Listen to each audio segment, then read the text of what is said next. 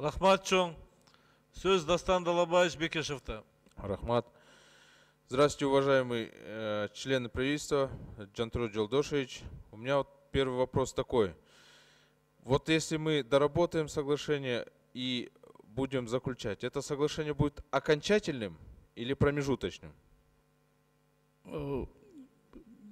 Это здесь основные направления написаны. Конечно, во время конкретизации она будет изменяться. Я надеюсь, что только в лучшую сторону. Нет, соглашение будет окончательным, в случае потом мы в новом году уже примем. Качан ишке киреби, одобрение кылсаңыздар, биз тез аранын ичинде муну эме кылып бериш. Я почему спрашиваю окончательно, не окончательно, потому что ведутся, вы же знаете, по статье коррупции ведутся уголовные дела. Вдруг выплывут новые какие-то факты. Могут ли следующий парламент пересматривать это соглашение? Не только парламент, правительство имеет такое право, поэтому мы это закладываем как в соглашение, как один из пунктов. Если коррупционная схема будет обнаружена и мы докажем, конечно, будет пересмотрено это соглашение. То есть будут варианты выхода в одностороннем порядке? Ну, варианты,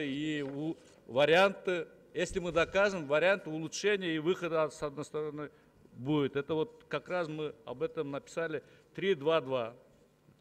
Хорошо, следующий вопрос. Вот мы, значит, Центера нам даст в лизинг оборудование, горное мобильное оборудование на 200 миллионов долларов. А Центера на какие средства покупала вот это мобильное горное оборудование? Это привлеченная инвестиция Центера. Откуда привлеченный? Ну, кредит они взяли в банке. Хорошо, но 33% акций нас, значит, мы же тоже участвовали в этом? Мы участвовали, мы же свой 33% актива меняем на актив, никаких пассивов мы не меняем, на актив только меняем. На 33% мы на 50% меняем. Как? Они выводят из актива вот это оборудование и нам дают ее как раз в кредит, как в лизинг дают же. Дастан Далабаевич, Кыргызстандын активи Кумтөрдө 50%га жетпей калды. Мына финансовый контроль айтып атпайбы, болгону эле 43%га жеттик. Ошону кандай кылып 50% кылабыз дегенде, активин биз Центеранын активин Кумтөрдөн азайттык. Ошонун ичинде 50% болду. Ошо техникалар биз арендага алып иштетебиз. Вы просто представьте, мы сами участвовали в приобретении этого оборудования. Теперь нам берут, говорят, это оборудование не ваше, мы вам ее отдаем в кредит. Вот же в чем суть получается. Дастан Далабаевич, я еще раз попытаюсь объяснить. Наши активы, Кумтөрө, Кыргызстандын активи 50%га жетпей калды. 43% эле пайыз болду. Анан биз саясий сүйлөшүү торгдор менен 46-га жеткирдик. Дагы 4% жетпей калганда 50 өткөндө 100 миллион карыз болуп 10 жылда төлөйбүз дегендин ордун жоготуш үчүн биз жанагы подвижной составты активинен чыгарып 50-50ге кылдык. Ошон үчүн ал техниканы алып иштетсе, бул нормальный эле практика. Бул дүйнө жүзүндө колдонуп келген практика. Просто у нас меморандум, помните, приносили, там 100 миллионов было. Теперь они взяли, увеличили 200 миллионов. По сути, 200 миллионов это не обязательство ни Кыргызстана, ни совместного предприятия. Они будут использовать эту технику, амортизированная техника перейдет в собственность СП. Вот тут же пишется, что СП будет выплачивать коммерческий процент по лизингу. Ниже коммерческого, ну, это будет предмет следующего договора. Обязательно мы этот вариант будем рассматривать.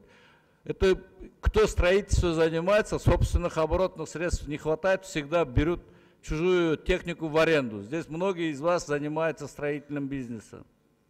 Это обычная нормальная практика. Депутат не занимается. До 2026 года сколько мы тонн золота выработаем, получим? 240 тонн золота расчетной в чистом виде. И с учетом то, что на хвосте останется, это 300 тонн, около 300 тонн будет выработано. И еще 400 тонн там остается?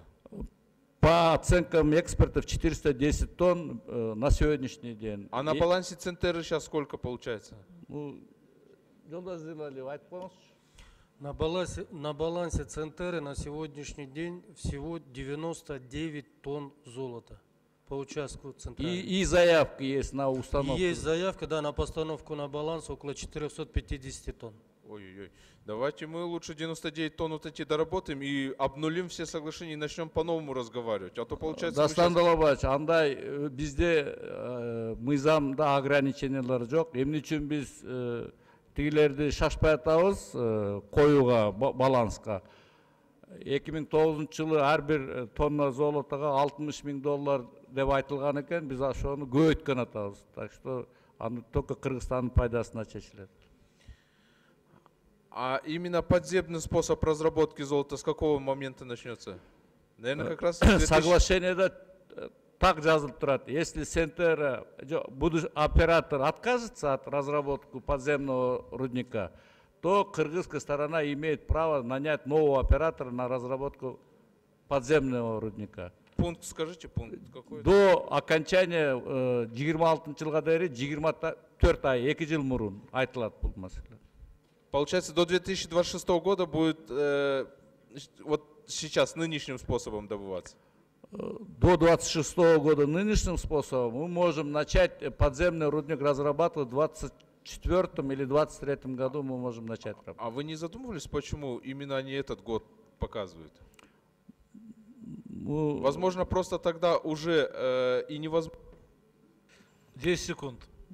Возможно, тогда только и придется подземным способом добывать. А это дорогостоящее, вы же знаете, это дорогостоящая добыча. И они поэтому уже готовы даже тогда 17% продать. Дастан Далабаевич, бүгүн бизде алтындардын бардыгы Кумтөрдөн башка жерде Макмалда, Талдыбулак, Левобережный бардыгы подземный способ менен эле иштетилип атат. Терексайда деле